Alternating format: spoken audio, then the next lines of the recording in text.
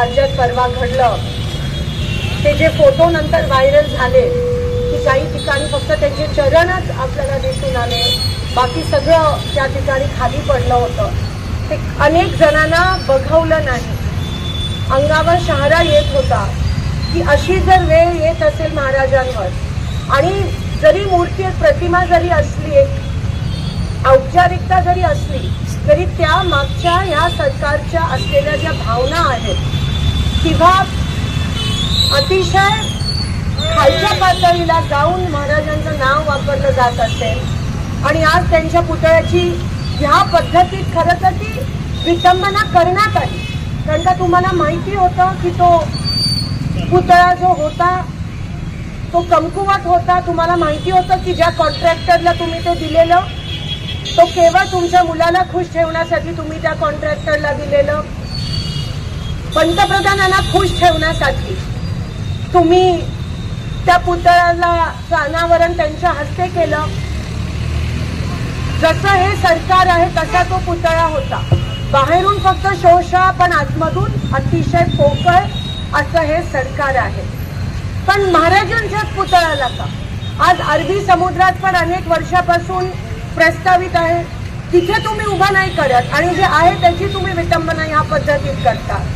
त्याच्यानंतर त्या गोष्टीला अतिशय छोटं असं तुम्ही म्हणतात हवा एवढी होती की तो पुतळा त्या ठिकाणी पडला. म्हणजे ह्या पद्धतीचं मुख्यमंत्र्यांकडून भाष्य होत असेल तर आज जनतेने कुठे बघितलं, कुठे बघायला पाहिजे. आज बदलापूरमध्ये जे काही घडलं, आज 4 वर्षाच्या लहान मुलींना पण सोडलं नाही आहे या विकृत मानसिकता असलेल्या लोकांनी किंवा या सरकारने.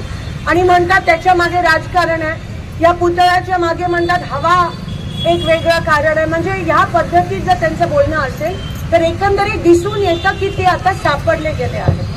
त्यांची उलटी गिनती सुरू झाली, त्यांना उत्तरं नाही आहेत लोकांना द्यायला. ते फक्त लाडक्या बहिणीच्या मागे लागले.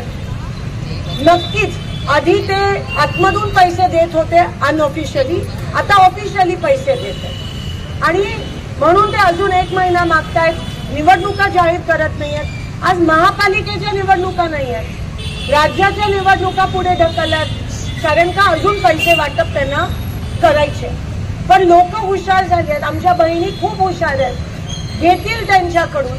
पण जी महिला या महाराष्ट्रात सुरक्षित नाही आहे, जे महाराज या महाराष्ट्रात सुरक्षित नाही आहेत, ते या लोकांना कधीच मदत करणार नाहीत.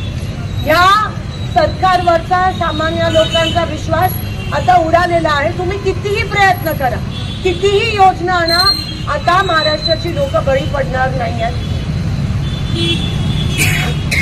त्या गोष्टीचा आम्ही या ठिकाणी निषेध करत आहोत आणि निवडणुका पुढे ढकलला त्याचा निषेध करत आहोत. महाराजांचा पुतळा या ठिकाणी उद्ध्वस्त झाला त्याचा निषेध करत आहोत. 4 वर्षाच्या लहान मुलींवर अत्याचार झाला त्याचा निषेध करत आहोत. अनेक या आज पाणीपट्टी 10 पट वाढली आहे. गावांमध्ये किती मोठी बोंब झाली, 10 पट पाणीपट्टी जेव्हा तुम्ही वाढवता त्याच्याबद्दल तुम्ही बोलत नाही आहात. भ्रष्ट सरकार आहे हे महायुतीचं.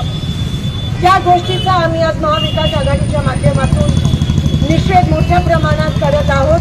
पण आता खरंच रस्त्यावर उतरून पेटून उठायची वेळ आली आहे. लोकांना कळून चुकलंय, जे तुम्हाला लोकसभेच्या निवडणुकीत दिसलं तेच चित्र आता विधानसभेत या ठिकाणी दिसणार आहे. पण लाजिरवाणी गोष्ट आहे महाराष्ट्रासाठी. एकीकडे शिवाजी महाराजांचा पुतळा उद्ध्वस्त होतो, दुसरीकडे पुरोगामी महाराष्ट्राच्या, सावित्रीच्या महाराष्ट्राच्या, जिजाऊच्या महाराष्ट्राच्या, रमाबाईच्या महाराष्ट्राच्या, अहिल्याच्या महाराष्ट्राच्या ज्या ज्या मुली आहेत त्यांच्यावर अत्याचार होतो.